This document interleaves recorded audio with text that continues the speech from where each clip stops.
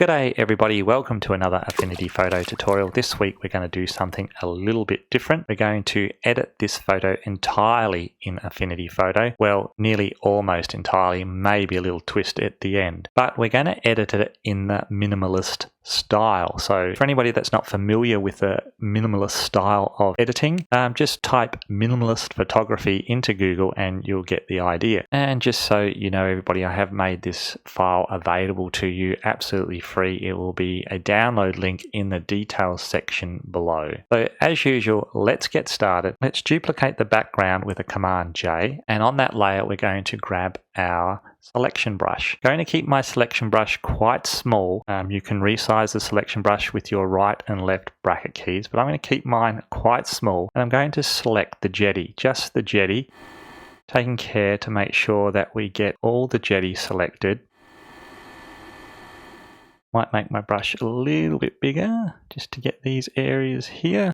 Okay, that's most of the jetty selected there. Don't worry if we get some of the water down here as well, that's fine. You can always use your option brush if you want to subtract any of the jetty. I'm going to make it a little bit smaller again. I'm going to zoom in. I'm going to use my Command plus to zoom in, and I'm just going to get some of those areas using my option brush. And I'm going to look at my selection and just make sure that I've got everything selected. Okay, let's hit Command 0 to make that back to normal size. Okay, once you're happy with your selection, we're going to copy this selection. We're going to use our Command C and our Command V and just put a copy of just the selection of the jetty. And let's just rename that jetty, or pier. I think in America they might call it pier. Okay, we can hit Command D on our keyboard to get rid of those marching ants. And let's just turn that jetty layer off at the moment. We'll come back to that. Let's come back down to this layer here, and we're just going to do a tiny little bit of cleanup. So I'm going to grab my in-painting brush, and this little post here I want to remove. So I'm going to zoom in, move over so that I can see it. Make sure you're on that background layer, and I'm just going to use my in-painting brush just to get rid of that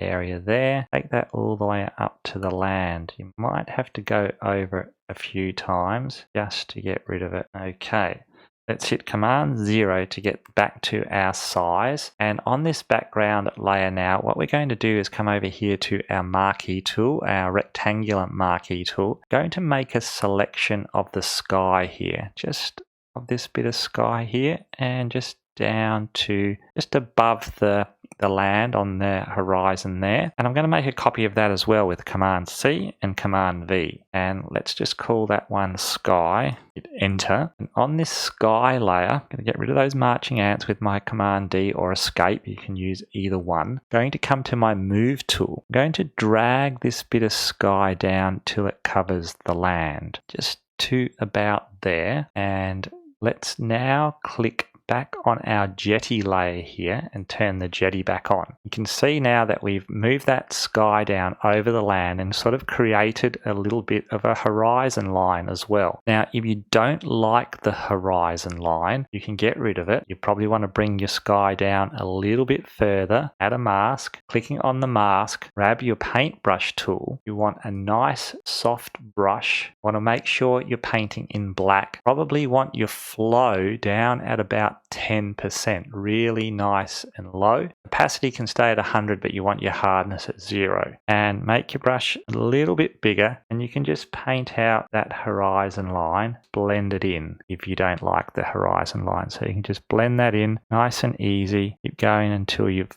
blended it in so you can't see it anymore. But for my picture today, I'm going to leave the horizon line in because I quite like it. So I'm just going to delete that mask and leave that horizon line in. So the next thing I'm going to do with this photograph is click on the jetty layer, hold my shift key down and click on the background. Come up here to layers and click on merge visible. That's going to merge all those layers into one photograph. Going to come up here to the develop persona and click on the develop persona, and it brings up our editor here. The first thing I'm going to do on the editor is come over here to tones, and I'm going to click on black and white. I'm going to turn our image into a black and white image. On the reds here, I'm going to turn the reds down a little bit, and I'm also going to turn the blues down a little bit. I'm going to come back to my basic editor here, and on my shadows and highlights down here, I'm coming down here to my shadows and highlights, and I'm going to turn down my highlights just a little bit, and I'm also going to open up those shadows a little bit, not too much. About there, looks pretty good. Okay, I'm going to add a little bit of clarity and a little bit of contrast. The other thing we can do with our develop persona here is come over here to our overlays. Got a master overlay here, but we can add a brush overlay, and then on that brush overlay we can come back to our basics panel, and we can turn up the exposure a little bit, and it's only going to add the exposure where I brush it on now, not to the whole picture. Now I could just add a little bit of a highlight to each of these posts here if you want to, just with that exposure, and you can also add a little bit of highlights to wherever you want to brush. So once we're happy with everything we've done in the develop persona, we can hit develop, and that'll commit those changes, and we're back on our photo persona. So there we go, everybody. That is my take on a minimalist photo using Affinity Photo to edit the photo from start to finish. Now, for those people that have the Nike or